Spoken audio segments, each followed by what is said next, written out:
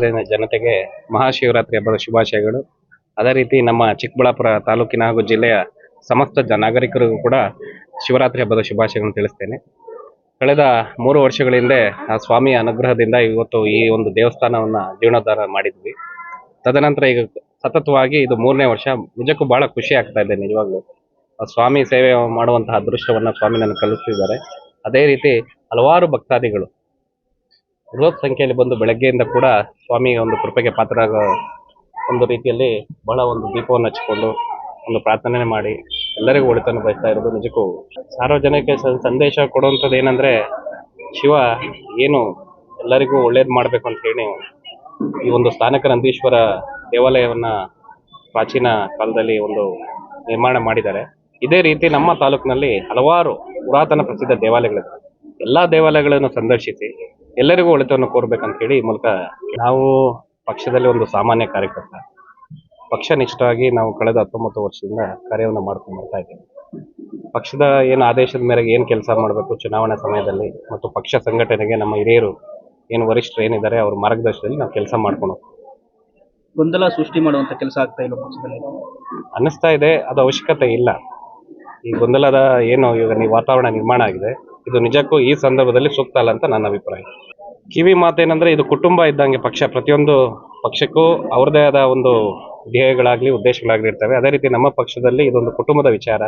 ನಮ್ಮ ಪಕ್ಷ ಒಂದು ಕುಟುಂಬ ಇದ್ದಂಗೆ, ಏನೇ ಇದ್ರೂ ಕುಳಿತು ಬಗೆಹರಿಸ್ಕೊಬೇಕು. ಈ ರೀತಿ ಮಾಧ್ಯಮಗಳಲ್ಲಿ ಹೇಳಿಕೆಗಳನ್ನ ನೀಡೋದು, ಗೊಂದಲ ವಾತಾವರಣ ಸೃಷ್ಟಿ ಮಾಡೋದು ಬೇಡ ಅಂತ ನನ್ನ ಒಂದು ಅನಿಸಿಕೆ. ಸರ್, ನೀವು ಸ್ವತಃ MLA ಸಮಾಜ ಸೇವೆ MLA ನಾನೇ ಅಂತ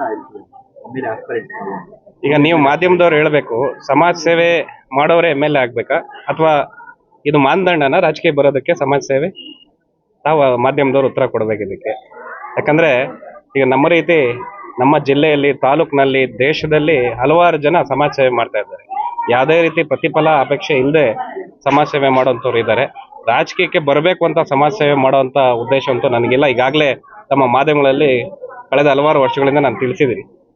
ಏಕಾಗಿದೆ ಅಂದ್ರೆ, ಸಮಾಜ ಸೇವೆ ಒಂದು ಫ್ಯಾಷನ್ ಆಗ್ಬಿಟ್ಟಿದೆ, ಅದು ನಿಲ್ಲಬೇಕು. ಸಮಾಜ ಸೇವೆ ಅನ್ನೋದು ನಿಸ್ವಾರ್ಥವಾಗಿ ಮಾಡೋವಂಥದ್ದು. ಅದು ಪ್ರಚಾರಕ್ಕಾಗ್ಲಿ ಅಥವಾ ಅದನ್ನ ಬಳಸ್ಕೊಂಡು ರಾಜಕೀಯ ಮಾಡೋವಂಥದ್ದು ಹಲವಾರು ಪ್ರಯತ್ನಗಳಾಗಿದ್ದಾವೆ.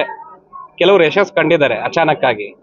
ಅಲ್ಲಿ ಆ ಒಂದು ಕ್ಷೇತ್ರಗಳಲ್ಲಿ ಯಾರು ಎದುರಾಳಿ ಅಭ್ಯರ್ಥಿ ಅಷ್ಟೊಂದು ಸ್ಟ್ರಾಂಗ್ ಇಲ್ದಾಗ ಆ ಒಂದು ವರ್ಕೌಟ್ ಆಗಿದೆ. ಅದನ್ನೇ ಪ್ರೇರೇಪಣೆ ತಗೊಂಡು ಪ್ರತಿಯೊಬ್ಬರು ಸಮಾಜ ಸೇವೆ ಮಾಡೋರೆಲ್ಲ ರಾಜಕೀಯಕ್ಕೆ ಬರಬೇಕು ಅಥವಾ ರಾಜಕೀಯ ಮಾಡೋದಕ್ಕೆ ಸಮಾಜ ಸೇವೆನೇ ಅವಶ್ಯಕತೆ ಅನ್ನೋದು ನನ್ನ ಅಭಿಪ್ರಾಯದಲ್ಲಿ ಸುಳ್ಳು.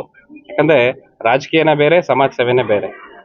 ಇವತ್ತು ಆ ರೀತಿ ಸಮಾಜ ಸೇವೆ ಮಾಡೋರೆಲ್ಲ ರಾಜಕೀಯಕ್ಕೆ ಬರಬೇಕು ಅಂತ ಹೇಳಿದ್ರೆ, ಇವತ್ತು ರತನ್ ಟಾಟಾಜಿ, ದಿವಂಗತ ರತನ್ ಟಾಟಾ ಅವರು ಆಗಲಿ, ಹಲವಾರು ಈಗ ವಿಪ್ರೋ ಅಜಿಂ ಪ್ರೇಮ್ಜಿ ಅವರಾಗ್ಲಿ, ಶಿವ ನಡಾರ್ ಅವರಾಗ್ಲಿ ಸಾವಿರಾರು ಕೋಟಿಗಳನ್ನ ಅವರು ದಾನ ಮಾಡಿ ಇವತ್ತು ಸಮಾಜ ಸೇವೆಗೆ ಮುಡುಪಿಟ್ಟಿದ್ದಾರೆ ತಮ್ಮ ಜೀವನವನ್ನು. ಅವರೆಲ್ಲ ರಾಜಕೀಯಕ್ಕೆ ಬಂದು ಏನು ಸಮಾಜ ಸೇವೆ ಮಾಡಲಿಲ್ಲಲ್ಲ.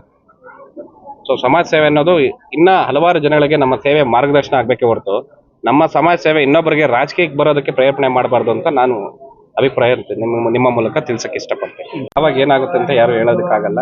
ನನಗೆ ಅವಕಾಶ ಕೊಟ್ರೆ ಪಕ್ಷದ ಪರವಾಗಿ ನಾನು ಕೆಲಸ ಮಾಡಕ್ ಸಿದ್ಧ ಇದ್ದೀನಿ, ಸ್ಪರ್ಧೆ ಮಾಡಕ್ ಸಿದ್ಧ ಇದ್ದೀನಿ.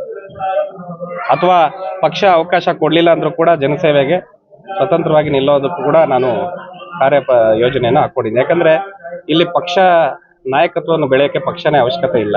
ಒಬ್ಬ ಲೀಡರ್ ಆಗ್ಬೇಕಂದ್ರೆ ಜನಗಳ ಬೆಂಬಲ ಬೇಕು. ನನ್ನ ದೃಷ್ಟಿಯಲ್ಲಿ ಜನಗಳೇ ಹೈಕಮಾಂಡು, ಜನಗಳೇ ನಿರ್ಧಾರ ಮಾಡೋದು. ಈಗ ಯಾವ ಪಕ್ಷ ಎಲ್ಲರಿಗೂ ಯಾರಿಗಾದ್ರೂ ಟಿಕೆಟ್ ಕೊಟ್ಟರು ಅಂತಿಮ ತೀರ್ಮಾನ ಜನದಾಗಿರುತ್ತೆ ಹೊರತು ನಮ್ದೇನಿರಲ್ಲ. ಸೊ ಜನಗಳ ಆಶೀರ್ವಾದ ನನ್ನ ಮೇಲಿದೆ, ಸದಾ ಇರುತ್ತೆ. ಯಾಕಂದ್ರೆ ನಾವು ನಿಸ್ವಾರ್ಥವಾಗಿ ಸೇವೆ ಮಾಡಿದೀವಿ. ಒಂದು ಸೇವೆ ಇವತ್ತಲ್ಲ ನಾಳೆ ಜನ ನನಗೆ ಗುರುತ್ತಾರೆ. ಆಮೇಲೆ ನಾವು ಪ್ರಚಾರದ ಸೇವೆ ನಾವು ಯಾಕೆ ನಿಲ್ಸಿದೀವಿ ಅಂತ ಹೇಳಿದ್ರೆ, ಇವತ್ತು ನಿಜವಾದ ಸಮಾಜ ಸೇವೆ ಮಾಡೋರಿಗೆ ಪ್ರಚಾರ ಜಾಸ್ತಿ ಆಗೋಗಿ ಎಲ್ಲಾ ರೀತಿಯಲ್ಲೂ ನನಗೆ ಗೊಂದಲಕ್ಕಾಗುತ್ತೆ. ಹಲವಾರು ಕಡೆ ನಾನು ಈಗ ಚಿಕ್ಕಮಗಳೂರು ಕೂಡ ಹಲವಾರು ಸಾಮಾಜಿಕ ಕಾರ್ಯಗಳು ಮಾಡಕ್ ಹೋದಾಗ ಕೇಳಿದ್ರು, ಏನ್ ಸರ್ ನೀವು ಚಿಕ್ಕಬಳ್ಳಾಪುರದಲ್ಲಿ ಪ್ರಚಾರ ಜಾಸ್ತಿ ತಗೊಳಿಲ್ಲ ಅಂತೇಳಿ. ನಾವು ಪ್ರಚಾರ ಮಾಡೋದ್ರಿಂದ ನನಗೆ ಸಮಾಧಾನ ಆಗಲ್ಲ ಸರ್. ನಾವು ಮಾಡೋ ಕೆಲಸ ಈಗಾಗಲೇ ಹಲವಾರು ಸಂದರ್ಶನಗಳು ಹೇಳಿದ್ದೀನಿ. ದೇವರಿಗೆ ನಮ್ಮ ಒಂದು ಆತ್ಮತೃಪ್ತಿಗೆ ಹೊರತು ಯಾವ ನಾಯಕರನ್ನು ನಾನು ಮೆಚ್ಚಿಸಿ ಅವರಿಂದ ನನ್ನ ಪ್ರಶಂಸನೆ ಪಡ್ಕೊಳ್ಬೇಕಾಗುವಂತ ಅವಶ್ಯಕತೆ ನನಗಿಲ್ಲ. ಯಾವ ಪಕ್ಷದಿಂದ ಟಿಕೆಟ್ ಹೇಳಿದ್ರು ಸರ್? ನಿಮ್ಗೆಲ್ಲರಿಗೂ ತಿಳಿದೇ ಇದೆ ಯಾವ ಪಕ್ಷದಲ್ಲಿ ಇದ್ದೀನಿ ಅಂತ ಹೇಳಿ. ಪಕ್ಷ ಗುರುತಿಸಿ ಕೊಡ್ತಾರೆ. ಯಾವ ಪಕ್ಷ? ಬಿಜೆಪಿ ಪಕ್ಷ ಅಂತ ನಿಮ್ಗೆಲ್ಲರಿಗೂ ಗೊತ್ತಿದೆ. ಮತ್ತೆ ನನ್ನ ಬಾಯಲ್ಲಿ ಕೇಳಿಸ್ತಾ ಇದ್ದೀರಾ. ನೀವು ಮಾಧ್ಯಮದವ್ರು ಏನಂದ್ರೆ, ಇವತ್ತು ನಮ್ಮಂತ ಹಲವಾರು ಜನಗಳು ಸಮಾಜ ಸೇವೆಯಲ್ಲಿ ತೊಡಗಿದ್ದಾರೆ.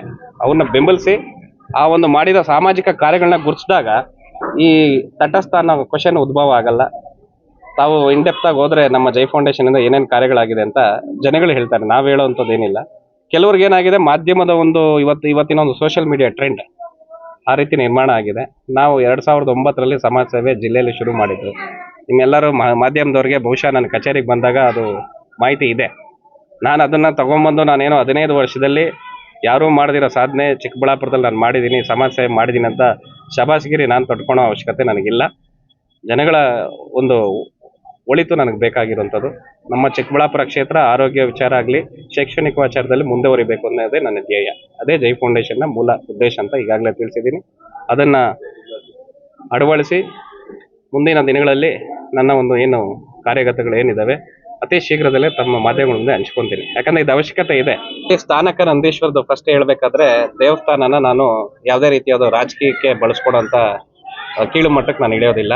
ನಾನು ಈಗಾಗಲೇ ತಿಳಿಸಿದ್ದೀನಿ ತಮಗೆ. ಕಳೆದ ಬಾರಿ ಕೂಡ ತಾವು ಇದೇ ಮಾಧ್ಯಮದಲ್ಲಿ ನಮಗೆ ಇದೇ ಒಂದು ಕ್ಷೇತ್ರದಲ್ಲಿ ಸನ್ನಿಧಾನದಲ್ಲಿ ಕೇಳಿದ್ರಿ. ನಾನು ಪ್ರಚಾರ ಪ್ರಿಯ ಅಲ್ಲ. ನಾನು ಮಾಡೋ ಪ್ರತಿಯೊಂದು ಸಮಾಜ ಸೇವೆನ ಆಡಂಬರವಾಗಿ ಎಲ್ಲರೂ ನೋಡಬೇಕು ಅಥವಾ ಇನ್ನೊಬ್ರು ಯಾರೋ ನಾಯಕರನ್ನ ಮೆಚ್ಚಿಸ್ಬೇಕು ಅಂತ ನಾನು ಸಮಾಜ ಸೇವೆ ಮಾಡ್ತಾ ಇಲ್ಲ. ತಮ್ಮ ಗಮನ ಇರಬೇಕು. ಯಾಕಂದ್ರೆ ನಾನು ಚುನಾವಣೆ ಮುಗಿದ ನಂತರ ಇಲ್ಲಿನ ಒಂದು ತಾಲೂಕಿನ ಸಮಸ್ಯೆಗಳು ಅಥವಾ ಇಲ್ಲಿನ ಒಂದು ಜನಗಳು ಅನುಭವಿಸ್ತಾ ಇರುವಂಥ ಕಷ್ಟ ಏನಿದೆ, ನಿಜವಾಗ್ಲೂ ಏನು ಅವಶ್ಯಕತೆ ಇದೆ ಆ ಒಂದು ಕೆಲಸಗಳನ್ನ ಮಾಡಬೇಕು ಅಂತ ಹೇಳಿ ನಾನು ಜೈ ಫೌಂಡೇಶನ್ ಸ್ಥಾಪಿಸಿ ಧಾರ್ಮಿಕ, ಶೈಕ್ಷಣಿಕ ಮತ್ತು ಆರೋಗ್ಯದ ವಿಚಾರಗಳಲ್ಲಿ ನಾನು ಕೆಲಸ ಮಾಡ್ತಾ ಇದ್ದೀನಿ. ಪ್ರತಿಯೊಂದನ್ನು ನಾನು ಈ ಒನ್ ಟೈಮ್ ಆಫರ್ ಥರ ಒಂದು ಸಲ ಮಾಧ್ಯಮದ ಮುಂದೆ ಬಂದು ಪ್ರಚಾರ ಮಾಡಿ ತೋರಿಸ್ಕೊಂಡು ನಂತರ ಗುಡ್ ಬೈ ಹೇಳೋಂಥ ಜಯಮಾನ ನಂದಲ್ಲ. ಇವತ್ತು ನಮ್ಮ ಜೈ ಫೌಂಡೇಶನ್ ಇಂದ ನಿರಂತರವಾಗಿ 3 ವರ್ಷಗಳಿಂದ ಹಲವಾರು ಸಮಾಜ ಸೇವೆಗಳು ನಿರಂತರವಾಗಿ ಈಗಲೂ ನಡೀತಾ ಇದೆ. ಅದು ಯಾಕೆ ಬೆಳಕಿಗೆ ಬರ್ತಾ ಇಲ್ಲ ಅಂದ್ರೆ ಮಾಧ್ಯಮಗಳಲ್ಲಿ ನಾನು ಪ್ರಚಾರ ತಗೊಂತಾ ಇಲ್ಲ. ನಾನು ಮಾಧ್ಯಮಗಳಲ್ಲಿ ಪ್ರಚಾರ ತಗೊಂಡ್ರೆ ಎವ್ರಿ ಡೇ ಎವ್ರಿ ವೀಕ್ ನಮ್ದು ಕೂಡ ಲೈಮ್ ಲೈಟ್ ಅಲ್ಲಿ ಇರ್ತೈತೆ. ನನಗೆ ಆ ರೀತಿಯಾದ ಸಮಾಜ ಸೇವೆಯಲ್ಲಿ ಆಸಕ್ತಿ ಇಲ್ಲ. ಏನ್ ಸರ್ ಮುಂದಿನ ರಾಜಕೀಯ ನಡೆ ಏನು? ನೋಡಿ, ರಾಜಕೀಯ ನಡೆ ಏನಂತ ಹೇಳಿದ್ರೆ ಮುಂದೆ ಪಕ್ಷ ತೀರ್ಮಾನ ಮಾಡುತ್ತೆ. ನಮ್ಮ ಒಂದು ಅರ್ಹತೆ, ನಮ್ಮ ಒಂದು ಏನು ಸೇವೆ ಪಕ್ಷಕ್ಕೆ, ಸಮಾಜ ಸೇವೆ ಅಲ್ಲ, ಸಮಾಜ ಸೇವೆ ಮಾನದಂಡ ಅಂತ ಈಗಾಗಲೇ ಹೇಳಿದ್ದೀನಿ. ಪಕ್ಷನಿಷ್ಠಾಗಿ ನಾವು ಏನು ಕೆಲಸ ಮಾಡಿದ್ದೀವಿ, ಪಕ್ಷ ಗುರುತಿಸೋ ಕೆಲಸ ಮಾಡಿ ಅವಕಾಶ ಕೊಟ್ಟರೆ ನಾವು ಸಿದ್ಧರಿದ್ದೀವಿ. ಅದು ಶಾಸಕ ಸ್ಥಾನ ಆಗಿರ್ಬೋದು, MP ಆಗಿರ್ಬೋದು, ಯಾವುದೇ ಆದಲು ಎಲ್ಲ ರೀತಿಯ ಒಂದು ಕಾರ್ಯಗಳಲ್ಲೂ ನಾವು ಕೂಡ ಕೆಲಸ ಮಾಡೋದಕ್ಕೆ, ಎಲ್ಲ ಕ್ಷೇತ್ರಗಳಲ್ಲೂ ಕೆಲಸ ಮಾಡೋದಕ್ಕೆ ನಾನು ಸಿದ್ಧನಿದ್ದೀನಿ ಅಂತ ಈ ಮೂಲಕ ಹೇಳಕ್ ಬರ್ತೀನಿ. ನೋಡಿ, ಕೆಲವರಿಗೆ ಅವರದೇ ಆದ ನಾಯಕತ್ವ ಅಥವಾ ಅವರೇ ಒಂದು ನಾಯಕರನ್ನ ಇಷ್ಟಪಟ್ಟಿರ್ತಾರೆ. ಈಗ ಪ್ರತಿಯೊಬ್ಬರಿಗೂ ಅವ್ರದೇ ಆದ ನಾಯಕರು ಇಲ್ಲಿ ರಾಜ್ಯ ರಾಜಕಾರಣಕ್ಕೆ ಬರಬೇಕು ಅಂತ ಇಷ್ಟಪಡೋದು ಸಹಜ, ಅದೇನು ತಪ್ಪಿಲ್ಲ. ಇದು ನಮ್ಮ ಒಂದು ಸಂವಿಧಾನದಲ್ಲಿ ಇವತ್ತು ರಾಜ್ಯಾಂಗದಲ್ಲಿ ಎಲ್ಲರಿಗೂ ಅವಕಾಶ ಇದೆ. ಪ್ರತಿಯೊಬ್ಬರು ಕೂಡ ಚುನಾವಣೆಯಲ್ಲಿ ಸ್ಪರ್ಧಿಸ್ಬೋದು. ಅದೇ ರೀತಿ ಶಾಸಕರಾಗಬೇಕು ಅಂತ ಹೇಳಿ, ಈಗ ಸಂಸದರು ಶಾಸಕರಾಗಬೇಕು ಅಂತ ಹೇಳಿ ಏನು ಅವರ ಅಭಿಪ್ರಾಯ ವ್ಯಕ್ತಪಡಿಸಿದ್ದಾರೆ ನಮ್ಮ ಮಾನ್ಯ ಗಜೇಂದ್ರರವರು, ನಗರಸಭಾ ಅಧ್ಯಕ್ಷರು ಮಾಜಿಯವರು, ಅವ್ರ ಅಭಿಪ್ರಾಯ ಅವರು ವ್ಯಕ್ತಪಡಿಸಿದ್ದಾರೆ. ಅಭಿಪ್ರಾಯಗಳನ್ನ ವ್ಯಕ್ತಪಡಿಸೋದು ತಪ್ಪಲ್ಲ. ಅದೇ ರೀತಿ ಯಾರು ಬೇಕಾದರೂ ಈ ಸಂವಿಧಾನದಲ್ಲಿ ಒಂದು ಶಾಸಕರಾಗ್ಬೋದು, ಸಂಸದರು ಕೂಡ ಆಗ್ಬೋದು. ಅದರಲ್ಲೇನು ತಪ್ಪೇನು ನನ್ನ ರೀತಿಯಲ್ಲಿ ಕಂಡುಬರೋದಿಲ್ಲ. ಅಲ್ಲ, ಅದು ಏನಾಗುತ್ತೆ, ಪಕ್ಷದಲ್ಲಿ ವರಿಷ್ಠರು ತೀರ್ಮಾನ ಮಾಡ್ತಾರೆ. ಈಗ ನಾವೇ ಹೇಳ್ಕೊಳೋದ್ರಲ್ಲಿ ಅರ್ಥ ಇಲ್ಲ. ಈಗ ಯಾವುದೇ ರೀತಿಯಾದ ಒಂದು ಬೈ ಎಲೆಕ್ಷನ್ ಆಗಲಿ ಕರ್ನಾಟಕದಲ್ಲಿ ಇಲ್ಲಿ ಯಾವುದೇ ರೀತಿಯಾದ ಚುನಾವಣೆಗಳಿಲ್ಲ.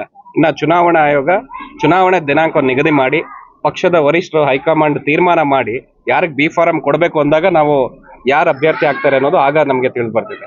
ಈಗ ಪ್ರತಿಯೊಬ್ಬರಲ್ಲೂ ಆಸೆ ಇರೋ ಸಹಜ. ನಾನು ಕೂಡ ಶಾಸಕನಾಗಬೇಕು, ಜನಸೇವೆ ಮಾಡಬೇಕು ಅಂತ ಹೇಳಿ ಅದನ್ನು ನಿರ್ಧಾರ ಮಾಡೋದು ರಾಜಕೀಯ ಪಕ್ಷಗಳಲ್ಲಿ, ಅದು ವಿರೋಧ ಪಕ್ಷ ಆಗಿರ್ಬೋದು, ನಮ್ಮ ಪಕ್ಷ ಆಗಿರ್ಬೋದು, ಪಕ್ಷದ ಹಿರಿಯರು ವರಿಷ್ಠರು ತೀರ್ಮಾನ ಮಾಡ್ತಾರೆ.